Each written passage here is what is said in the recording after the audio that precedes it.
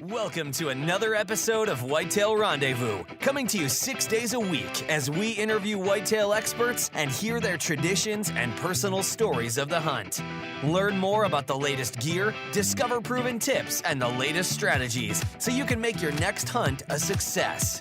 Now, here's your host, Bruce Hutchin. Whitetail Rendezvous is pleased to announce a partnership with GoHunt.com.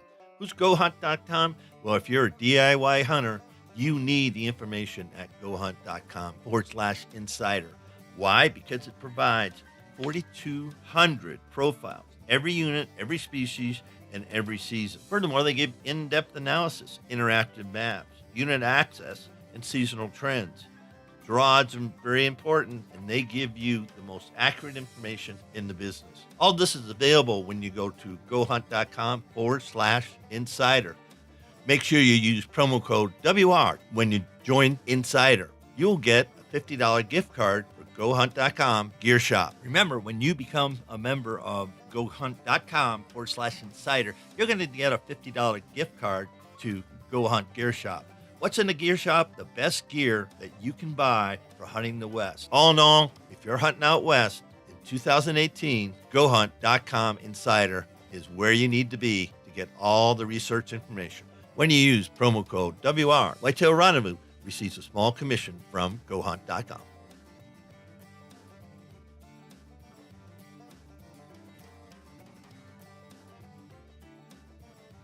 Welcome to another episode of Whitetail Rendezvous. This is your host, and folks, just a little announcement. We're getting sure close to the 500th episode of Whitetail Rendezvous. Unbelievable for this guy sitting here, but I want to thank each and every listener because we're also close to 250,000 listeners.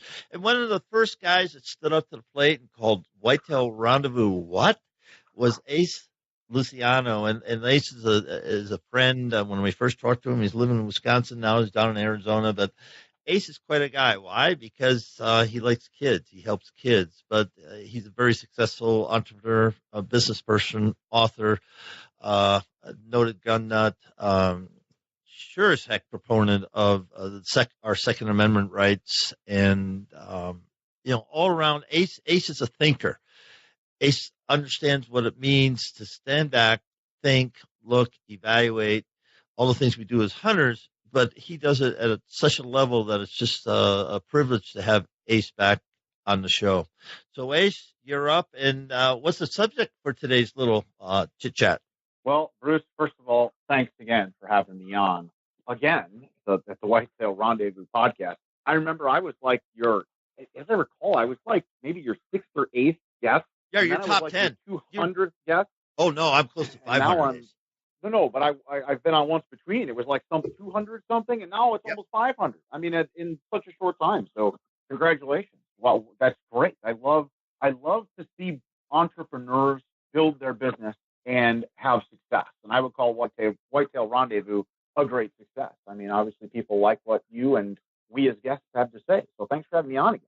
Well, you're welcome. And folks, just to kind of prep you up, Ace understands the challenge as hunters and gun owners that we're under. And that's why I wanted him on the show, and it all worked fine. In fact, it was kind of funny. Ace was saying, well, I want to talk about this and this on the show. And he said, you read my mind, because we're both thinking along the same path, because we are under attack. And I know no better guy that I know personally that can help us, talk about it and dissect it and get people thinking about what the heck they need to do to protect your rights for your kids, and certainly without a doubt for yourself. So Ace, let's dive into this thing and talk about the next 30, 45 minutes. And folks, if you don't want to hear about current events and where we're at, then switch the channel, and I'm good with that. But if you really want to get some strong insights, no BS, straight from the hip, Ace is going to give it to you.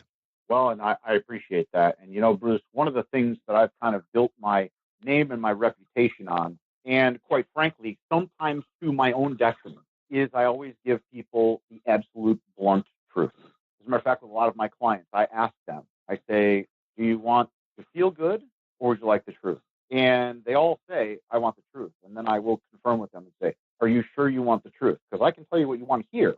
I can tell you what you think might be good, or I can give you the truth, and you might not like the truth. And they all then say, yes, I want the truth. And there are a certain percent of them that don't really like it. So what you get from me is just straight meat. And I have to tell you, Bruce, I right now today am as concerned as I've ever been. I'm going to read you some headlines. This is today's headline. I'm very dialed in the news, Second Amendment news and such, right? So 1 in 5 Americans wants the Second Amendment to be repealed. Retired Justice Stevens argues for repeal of Second Amendment, supporting both Second Amendment rights and, quote, sensible gun control. Gun rights advocate rallies part of the liberal plan to weaken the Second Amendment. Can the Second Amendment be changed? A former Supreme Court justice, weighs in. The courts say the Parkland kids' agenda is largely compatible with the Second Amendment. Well, I have to tell you that headlines like that should scare every single person that hunts deer with a gun. It should scare every person that owns a gun, whether that's for hunting or recreational shooting or personal protection or anything. This is right now, today, one of the biggest assaults we have ever seen on the Second Amendment. And they are throwing children up as the head of the attack on the Second Amendment. And Bruce, I have to tell you, I can't help but look back in history. And there was another attack on firearms rights many, many years ago in the 40s that also involved a lot of children. And you might recognize the name Adolf Hitler, right? I hate to throw that name out. I want people to know that I do not put that name out into the news and relate it to the Second Amendment lightly.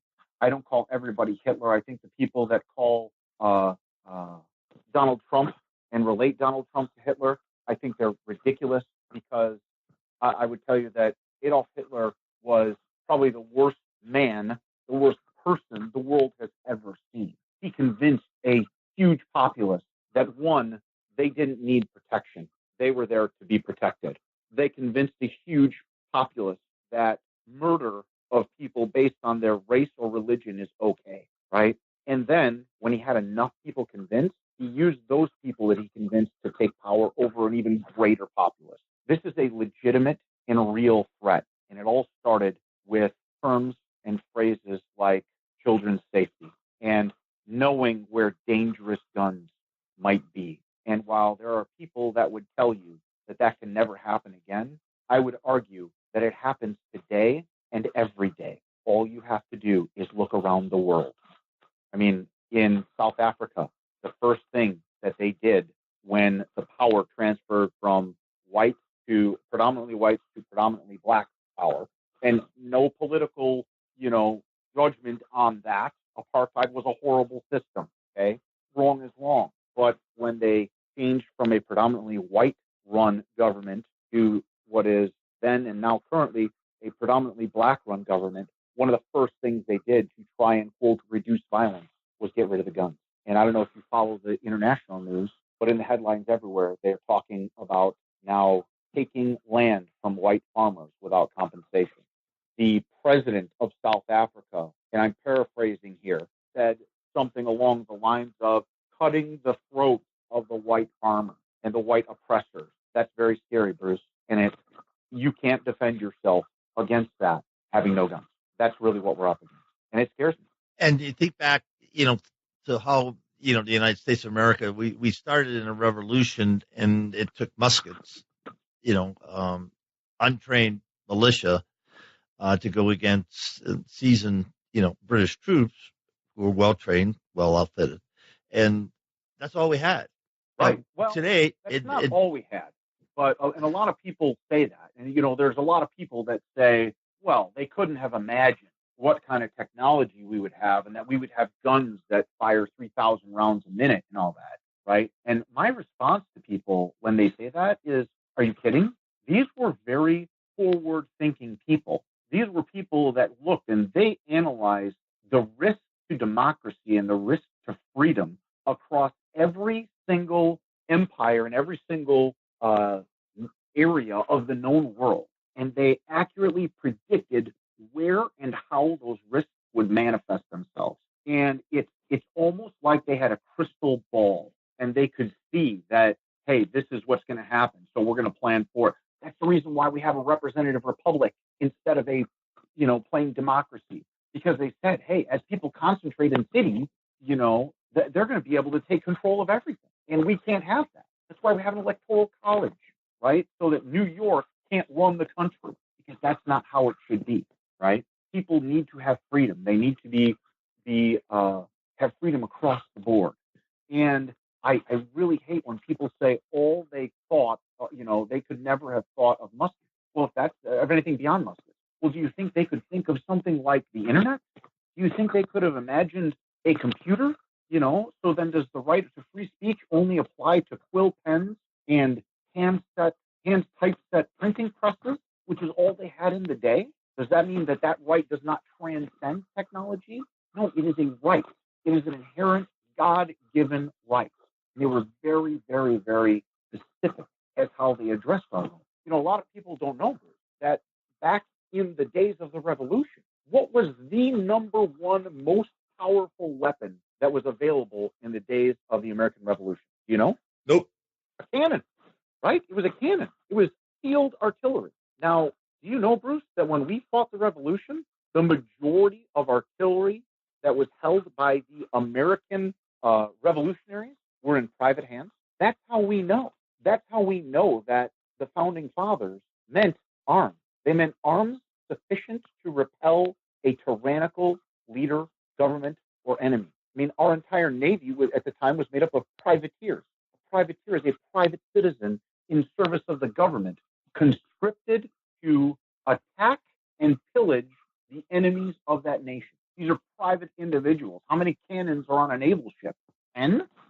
Could you imagine, like me saying, yeah, I have 4 howitzer cannons in my garage, right?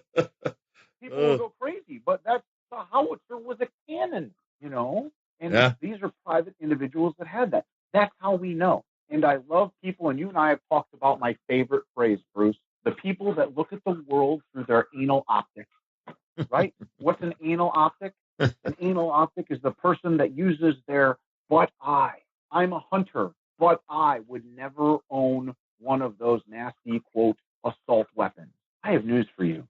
Every single weapon that we have today, that's in existence today, started as a military quality and military technology. Almost all. Maybe not all.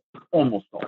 Right? Think about all the cartridges we have today. The 30-06, the most prolific hunting round in the world, started as a military round. Right? The 308, arguably the second most prolific round in the world, started as a military round. The 223 Remington started life as the 5.56 millimeter, a military round, right? Every gun we have today was at one point in a military service. The 1911, the action that changed the gun world, military weapon, right? Was conscripted by the military. They said, that is a great weapon. Wow, we need that, right? So what people do is they play on emotions, they play on fear, and they look at the world through glasses where they think that less guns equals safe. And Bruce, I have to tell you that as someone that has been raised with guns, as someone that has personally introduced more than 10,000 children directly to shooting and hunting, I can tell you that today we are in more danger than we have ever been. And if you are a hunter, that includes you. If you are a target shooter, that includes you. If you don't own an AR-15, that includes you. If you only own bolt-action rifles, that includes you. If you only own shotguns, that includes you. Because it never stops, Bruce. It never stops. When people once you allow the slide down that slippery slope, then they pick something else. And here's the most simple explanation that I can give people. That is, if you could legislate away evil, wouldn't somebody have done it many years ago? I mean, let's face it. If we could just say there will be no evil, the law says there is no evil, and it went away, we would have just written that law, and we wouldn't have any evil. We wouldn't have people murdering kids in school. We wouldn't have people, stabbing people to death, because it would be illegal, and that would work, right? I mean, let's face it, murder is illegal. Therefore, there shouldn't be any murder. What makes people think that by allowing restriction or allowing the repeal of a fundamental right and a foundation of this experiment in freedom that's the United States of America, what makes them think that that would be different? I have to ask that question. It's not going to be different. I mean, it's just not. That's the thing. And I think we talked about it, or I talked about it with somebody recently. It's just, the hunting community, shooting community, the sportsman community, the guys in the Orvis catalog that carry Perazzi's and go shoot quail on their plantation. We guys and gals and kids, we all need to realize that, a chapter's been flipped. When Time Magazine put those young people on the cover, that signaled a whole new, it's old news because you gave some historical reference to what happened in Germany with Hitler. But it really signified the mindset of the country, because to put that out there, they knew that would sell magazines. And that just gives more fuel to the fire about these people said, an assault rifle. You don't know what an assault rifle is? And I would challenge anybody, just tell me what AR stands for. I know, and a bunch of other people know, but AR does not stand for assault rifle, ladies and gentlemen. Well, and here's the big thing. We know that a ban on assault weapons doesn't work for reducing crime. We had it. It was in effect for 10 years, right? From 1994 to 2004, we had an assault weapons ban, okay? And what did that assault weapons ban do? It banned weapons based entirely on one thing, appearance. Because a Remington semi-automatic deer rifle, the 7600, right, works on the same principle and the same action as an AR-15. A Winchester Super X3 shotgun works via the same action and same principle as an AR-15. There's a great video out there that Ted Nugent did that shows, like, in a crowd, a regular goose gun loaded with buckshot is much more deadly, dangerous, and effective than an AR-15 is, no matter how many magazines or bullets you have, because people aren't trained. They're not trained to respond. They're not trained to fight. They're not trained to resist, right? Every time you pull the trigger, there's 20 or 30 pellets going out of that shotgun, and oh my goodness, it's not the gun. If that kid had had a shotgun, I can't even imagine the devastation that would be through. So what are we going to do then? Then are we going to ban shotguns? Remember the part about we don't want to take your hunting weapons? What's a shotgun, right? That's a bird gun. People think, well, that's only used for shooting birds. Boy, if I throw a 500 grain slug in there, it'll do a number on a deer or a bear or a person, right? So where do they stop? The answer is they don't. This is the same as the anti-hunters that say, we don't want to ban hunting. We just want to ban hunting with dogs. We don't want to ban hunting. We just want to ban cruel trapping. We don't want to ban trapping. We just want to ban cruel leg hold traps, right? They always look for a way to split off. And that's where the anal optics come in. And they allow us to be fractioned. They allow us to be divided. And now more than ever, we need a united front. We need all of the organizations together. And folks, if you're listening out there, you need to today join the NRA. I mean, there are 100 million gun owners in this country. There are 5.3 million NRA members. That's appalling. You need to join the NRA today if you own a gun. Let's say that you have a fundamental difference with the NRA, which, I mean, completely idiotically, there are many people that say that. I don't know why, because I really believe that if you own a gun, that's where we are. That's where you have to be, right? So, okay, there's other organizations. Join the Second Amendment Foundation, which is a purely legal organization that works based on law, right? Join the Second Amendment Foundation.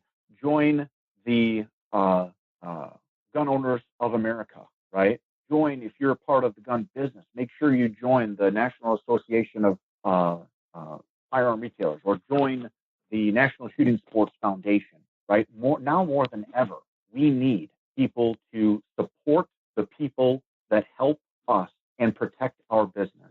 And Bruce, I'll give you a little 4 foreshadowing. I actually have an article coming out about the business in firearms, highlighting one business and talking about the number of people that they touch. Because let's face it, how many more millions of people are killed by cars every year than by guns? It's not even close. Millions, right? I'm sorry, thousands of people. Thousands of people are killed by cars every year, and thousands more are killed by cars than killed by guns. More people are killed being beaten to death than are killed by guns every year. So how do you ban fists? How do you ban heat? How do you ban lead pipes or kitchen knives or hammers or whatever, right? That's where we're at right now. They're not coming just for the semi-automatic weapons. They're not coming for what is a cosmetic label that's the assault weapon, right? They're coming for all your guns. This is not something that we can allow to happen. And the way to fight is to join the NRA.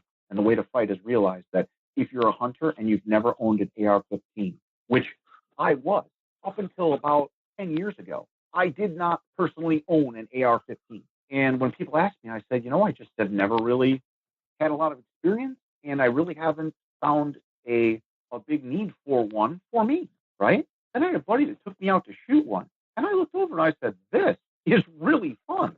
And now one of my main varmint rifles is an AR-15.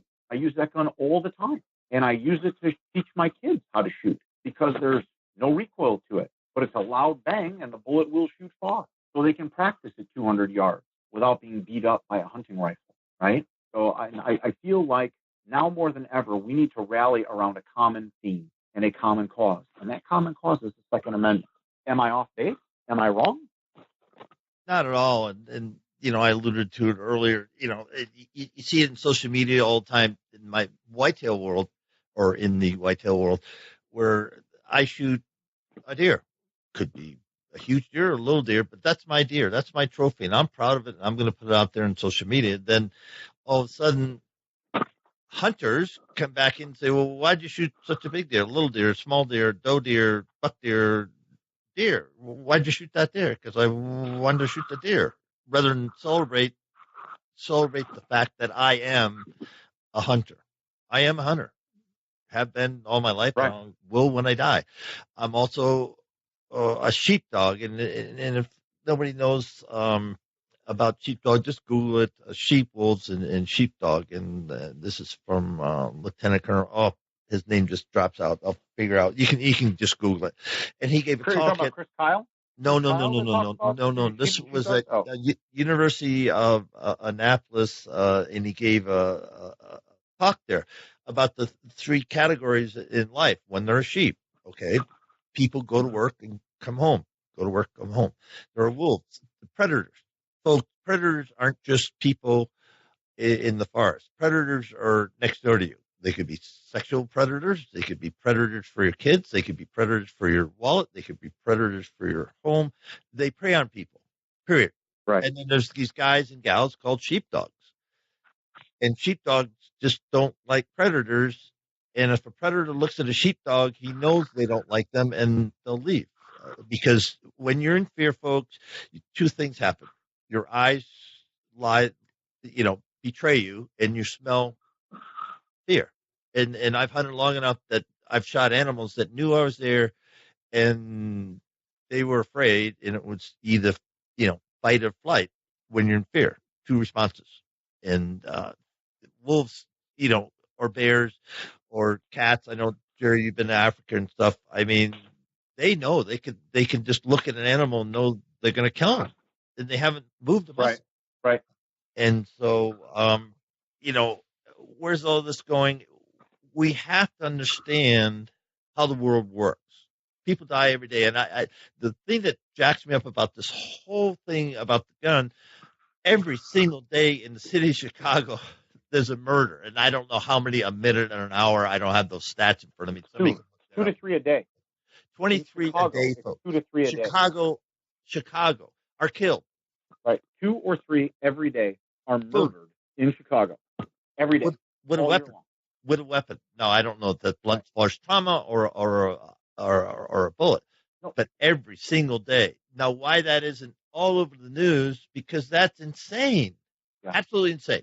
Yeah. I agree. And yet, what did they say? Mania. Well, we need to ban guns. Well, for 50 years, Chicago had the most stringent gun control in the country. I mean, it's really ridiculous. It really is. But when you think, and speaking from someone that's been in the situation, there is a day that I will never forget, Bruce. It was December 12th, 2012. I was coming out of an event out in the Pfister Hotel in Milwaukee. I came upon a man burglarizing my Jeep. I called the police and confronted him.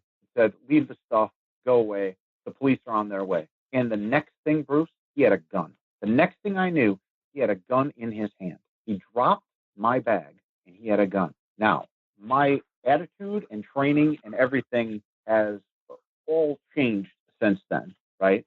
But I was carrying a gun at that time. And due to a distraction, I was able to get the drop on that gentleman. And I told him that I would kill him. A gun saved my life. Having a gun saved my life. I'm convinced of it. And you cannot judge a person in that scenario until it happens to you, right? Now, Bruce, the important thing to learn from that situation wasn't that I had a gun and was able to protect myself. The important thing that everybody needs to know from that scenario and scenarios just like it all across the country that happen every single day is that from the time I told the police he has a gun to the time they arrived on scene was 36 minutes. Now think about that. When you think that you can be protected and that the police are enough to protect you, where were they during those 36 minutes, right? The confrontation was less than 3 minutes. It still took them 36 minutes to get to me. The police station was 8 blocks away, 36 minutes. So folks, a gunfight lasts 3 to 5 seconds. Boom, it's over. Boom. Right. It's over. So for 35 and a half of those minutes was all it took for me to maybe be dead or bleeding to death on the ground. The police are there not to protect you. They're there to come and gather evidence so that they can find out who killed you. Well, you know what? That's not good enough for me. It's not good enough for my family. And it shouldn't be good enough for yours.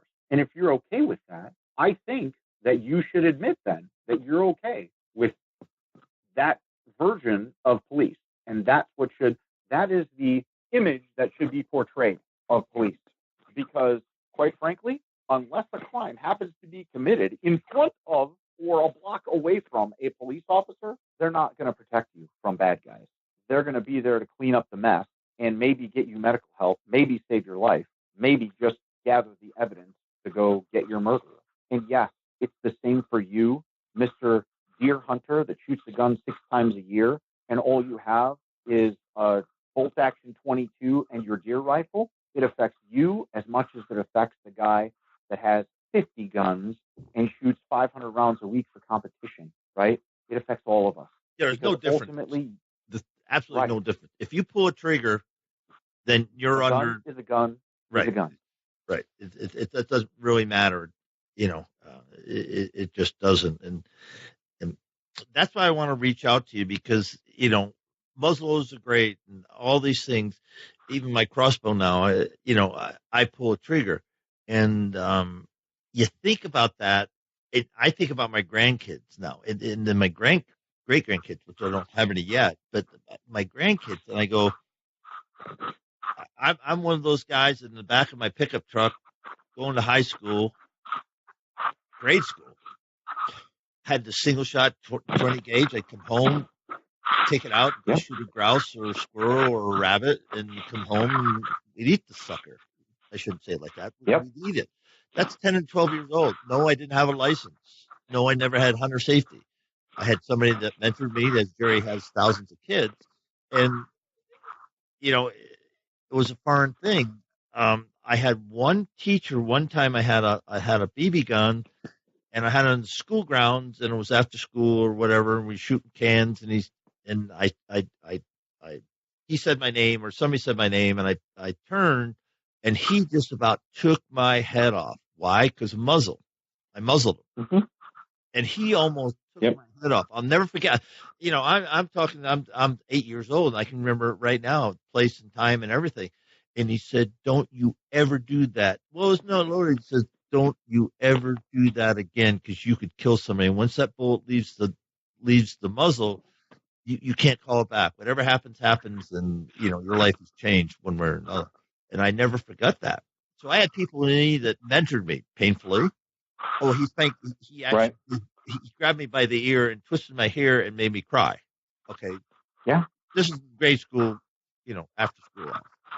And BB gun on. Well, you certainly didn't go home and tell your parents about that, because they'd have probably given you worse discipline, and that's what you did wrong to deserve that, right? So, and that relates directly back to what we're seeing now. I mean, let's look at these kids that they're putting up there. Most of these kids, and I just from precursory views of who they are and what they've done and what I've found out and heard about them, many of these kids that they have as their spokespeople have never had a job, have never paid taxes, have never been involved in, any serious type of altercations, right?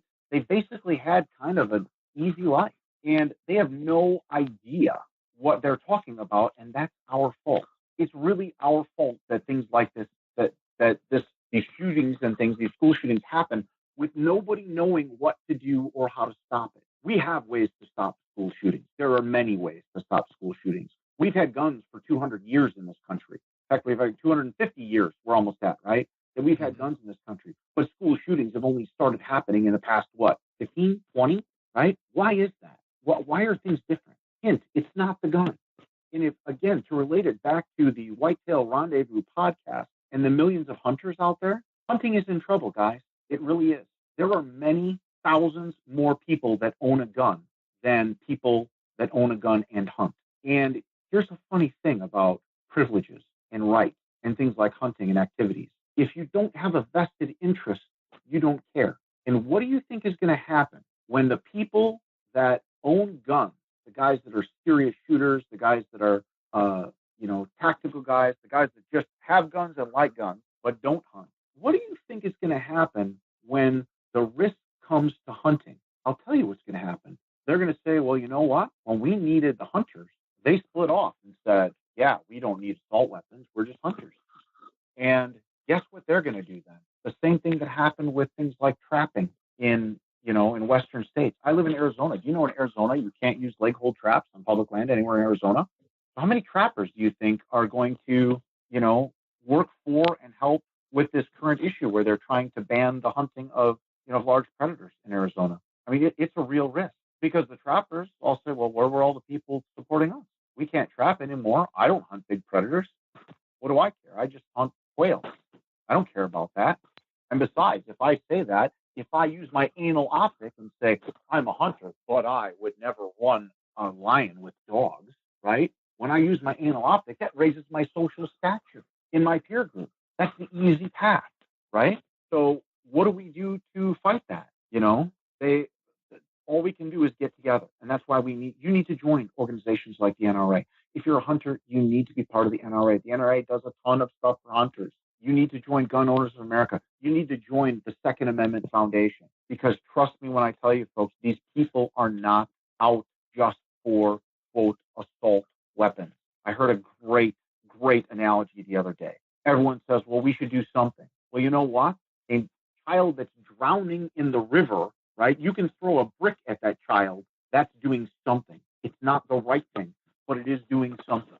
Why are so many people wanting to jump on the infringement of a God-given right, just in the name of doing, quote, something? It's appalling.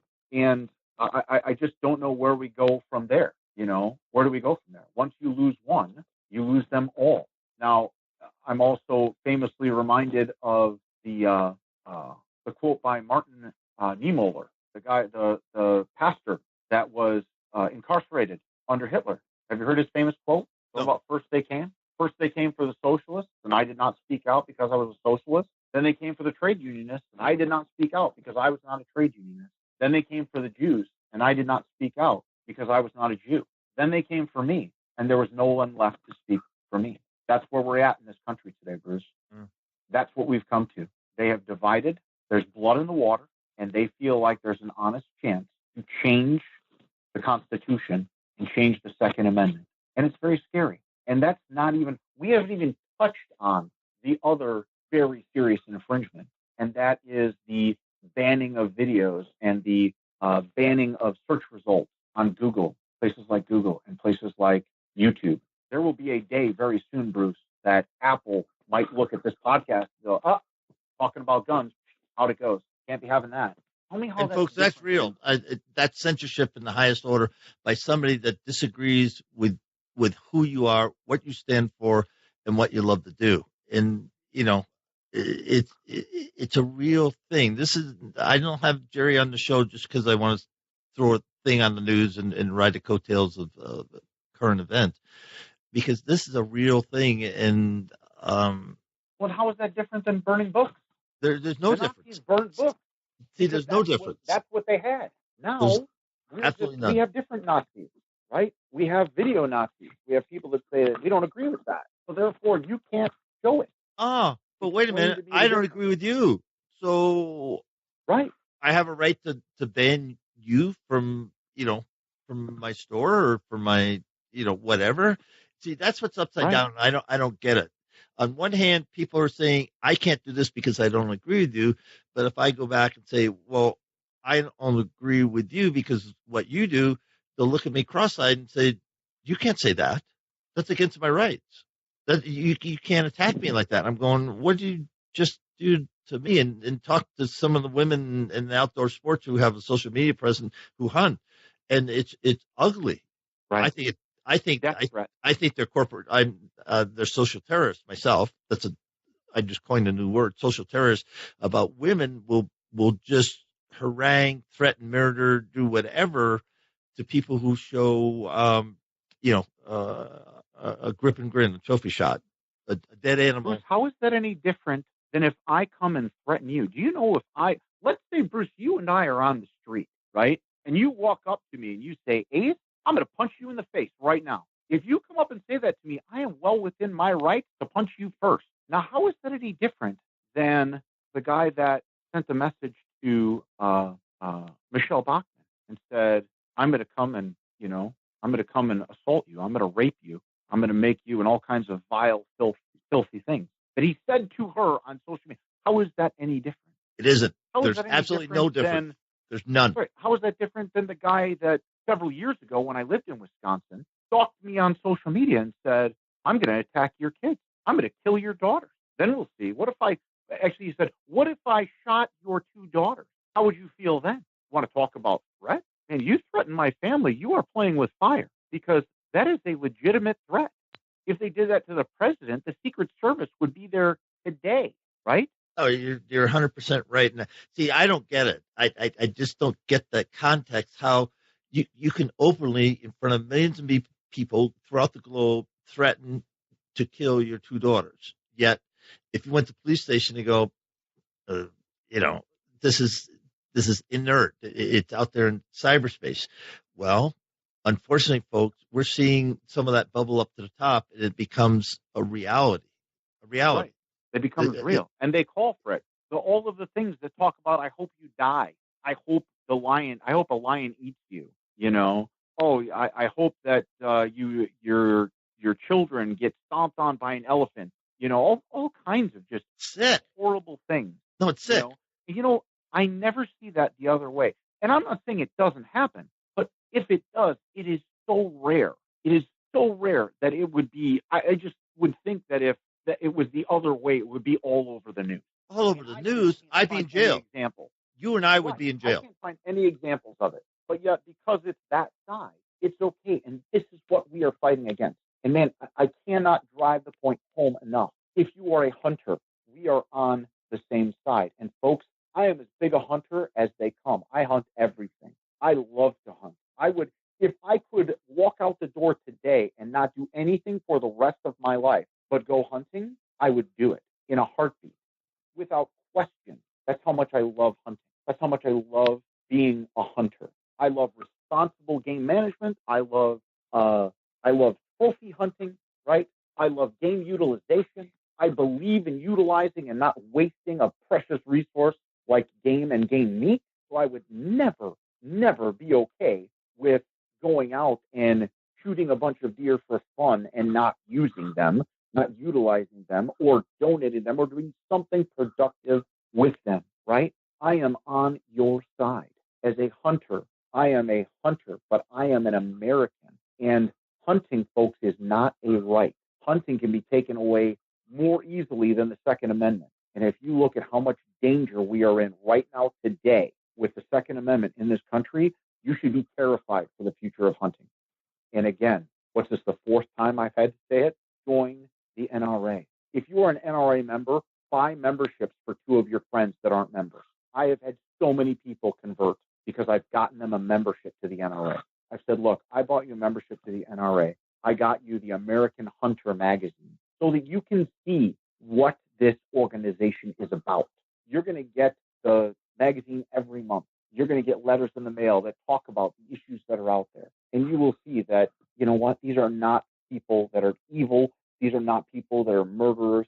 These people think that harming children is disgusting and reprehensible, and they will do everything in their power to prevent it. But they ask a very good question. Who's the first person we call when a bad guy with a gun shows up? We call a good guy with a gun. And if we don't need assault weapons, so-called assault weapons, for protection, then why, when the police show up, do they show up with assault weapons? If we don't need high-capacity magazines for protection, why, when the police show up, do they all have a sidearm with a high-capacity magazine and several spare-loaded high-capacity magazines with them? If it's not an effective means of protection, why do the police use them for protection? Somebody answer that question for me. This is not about the gun, folks. It's not. It's about people from outside influencing our country. And we are today the only living experiment in freedom in the world. People can claim there's freedom elsewhere. Other countries are not free. There is no other country that's free like the United States. We are in real danger. And as a hunter and a gun owner, it's your duty. It is your responsibility to educate others. Don't argue. Just educate others. If you don't want to get into an argument or a discussion, you know what? Tell the people, look, I'm a responsible gun owner, and I believe that everybody has the freedom to keep and bear arms. And that's all you need to say, because there is no such thing as an assault weapon. An assault weapon can be anything. It can be my cell phone if I clock you in the head with it. It can be a can of soda if I knock you upside the head with it. That's an assault soda because I've used it to assault you. And Bruce, I have to tell you, as someone that is, in addition to being a hunter and a gun owner, I am a 25-year martial artist. I have trained for now the majority of my life, much more. I'm 30 years now in the martial arts, right? For 30 years, the vast majority of my life, I have trained in using all kinds of things as weapons. It's not the tool. It's not the tool. I'm the weapon. And whether it's a gun or a board or a bat or a pencil or a pen or a rolled up magazine or a broom handle or a rock or a stick or a T-shirt or a belt, right? I mean, come on. Do we ban belts? I can tell you, Bruce, there are a dozen ways to really hurt someone with a belt. There are a handful of ways to kill someone really quickly with a belt, with a sock. It's not the tool. It's not the tool. And with that, we get near the close of our session here. I can't wait to get the emails on this one. And I welcome folks. Hey, come on, Jerry. How does somebody get in touch with you if they want to do anything? Well, if you want to learn more about me and more about what I do, one of the easiest ways is you can Google Ace Luciano. That's ACELUCIANO.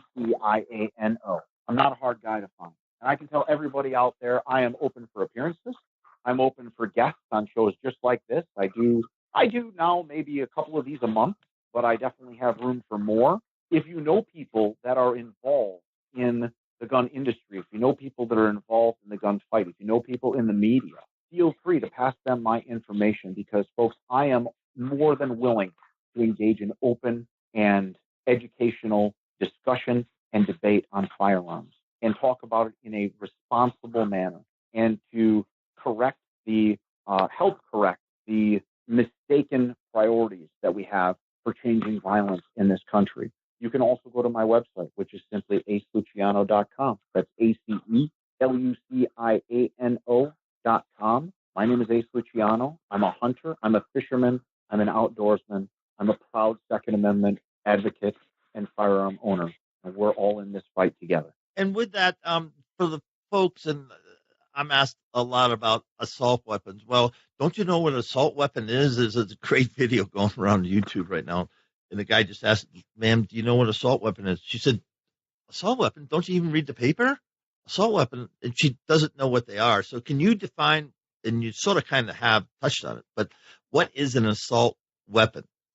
Assault weapon has come to be known as a firearm that is generally black, but doesn't have to be, and has certain physical and cosmetic characteristics about it. Things like a pistol grip, a collapsible stock, a barrel shroud, an accessory rail, right? Things like compensators, flash suppressors, okay?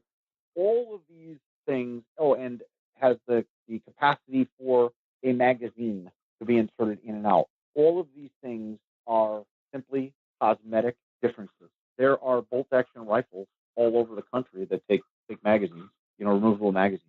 And there are many that now can take high-capacity magazines. And there's no real, my Ruger 1022, I've got actually a 100-round drum magazine. It's a 22 caliber rifle for blinking and such. And if you looked at that gun, no one would call it an assault rifle. And yet it has many of the characteristics that people want to classify as an assault weapon. Any tool can become a weapon. Any weapon becomes an assault weapon when it is used in an assault. We would never be irresponsible enough to send our warriors into battle with semi-automatic firearms, right, to fight against our enemies. We just wouldn't do it. A true assault weapon is a weapon, or an assault rifle, I should say, is a rifle that has a selector that allows you to fire fully automatic. That's the difference. Those have been illegal to own in this country without a very expensive license and a very thorough and extensive process, screening and background check process. Those have been illegal to own since the 30s. So, folks, it's not about the tool. And so everything you see, folks, in the media, wherever that takes you, whatever platform, distribution channel, 90%, and I'm really going to get some hate mail on this, 90% or more people don't know what they're talking about. In the Congress in the United States of America, to the lawmakers that are making these laws, that are considering the Parkland 5 or anybody else that is whispering in their ear, and lobbyists that don't want us to have guns, do not know what we were talking about on the show today. They don't understand it. They don't want to understand it. They only want to do one thing. And it came out of a movie, get the guns. I'm going to get the guns. Get the guns. And you have to think, why do they really want to get my gun? So I can't go out and shoot a can, shoot a squirrel, shoot an elephant, shoot an elk, shoot a bird with a Mossberg 500. Why do they want to take that? Yeah, with a Mossberg 500 with a laser sight on it, somebody comes through my door. I don't use a 9mm or 40 or 357. I just rack a shell. That doesn't get them out of my house. Well, game on. But that's where we're at, folks. And you gotta sober up. You gotta quit saying, well, they're gonna do this and then they're gonna do that. Forget that. Shut up. Go call Pete Burnell. He's the president of NRA. Nice guy. He owns a gun company called Brunel's in Iowa. Been around forever. Yep. Forever. Good guy. Level-headed guy. And he wants his grandchildren to be able to do the things that he did. Go down the creek, trap raccoons, shoot foxes, shoot squirrels, hunt a white-tailed deer. And that's basically it. Be a good citizen. Be a good person in your community. If somebody needs help, you go help them. Well, if somebody's raping the next door guy's daughter, you don't have a gun, or you don't have a assault weapon, sledgehammer, crowbar, whatever, or the balls to be a sheepdog, right? What kind of neighbor are you? I don't know. I really don't, Ace. I just don't know. And Ace, I did send that email, sheep, wolves, and sheepdogs to you, so you can take a look at that. Oh, thank you. And the guy who wrote it, he wrote a book on combat, and that's why I was talking to Naval Academy anyway. And it's all out there, folks, but you have to be willing to be a student of what you're fighting for, not sitting in a bar and jawing over whatever. You have to get darn right serious and say, wait a minute, I have to do something now, or what I know, my life I know, my son, my daughter, my kids, my nephews will never see again. Because once it goes, folks, it's gone. It ain't coming back. Right. You don't get any rights back ever. Until Jesus, and I'll just throw Jesus out there. And when Jesus comes back, okay, new deck of cards. But if the Second Amendment goes away in any shape or form, amended 672, there is an Amendment 672, but a Constitution Convention, Ace knows more about this than I do, how the whole thing works. But if that goes away or is modified in any way, then we're screwed. And it's just a matter of time before they are gone. And you don't want to be on planet Earth when that happens. Right. You don't, because your mind isn't set up to do what you need to do to survive. Forget work. Just survive. I don't know. Jay, why don't you close up and we'll get the heck out of here before I really get wound up. Well, Bruce, here's what we know. There is evil in man's heart. There has been since Cain slew Abel with a rock, right? Yep. So if you could make a rule against evil and have it go away, we'd already have it. We have thousands of rules. We have thousands of rules against evil, against, to try and be more protective of those that are our most precious things, our children. And we'll leave you with this final thought. 92% of mass shootings have taken place in a gun-free zone. If you can explain to me how the problem is on the gun and that we have the right to keep and bear arms, and not how we need to better protect our children and better protect ourselves, I really don't know if there's going to be any effective and educative debate on this issue. Join the NRA, join the Group Gun Owners of America, join the Second Amendment Organization, 2AO, and the Second Amendment Foundation, 2AF, and folks, make your voice heard. We are all in this fight together, but we need your help. Thanks, Bruce, so much for having me on the show. It's been, again, a great pleasure. Again, I'm Ace Luciano. Get in touch with me on LinkedIn. Google me, Ace Luciano, or go to my website, aceluciano.com. Hey, folks, you're going to enjoy the next guest on Whitetail Rendezvous podcast. We're going to head out to Virginia, and we're going to sit down on the front porch, literally, with Corbin Smith. And Corbin's 18 years old, a high schooler, and so there's a lot of things going on in his world. But most important, he's a passionate hunter. Yeah, he hunts frogs and rabbits and squirrels and turkeys and whitetails. He likes to hunt everything. And he's going to share why, when somebody asks him in high school why he hunts, he's going to tell you exactly what he tells them. And he's got some interesting insights and stories. So Corbin Smith, I'm so proud to have him on the show, and he did a great job. So, hey, folks, enjoy the show. Thanks for joining us. Be sure to tune in tomorrow for another episode of Whitetail Rendezvous, where you can listen and learn from the experts so you can be more successful on your next hunt. Until next time, listen, learn, and succeed.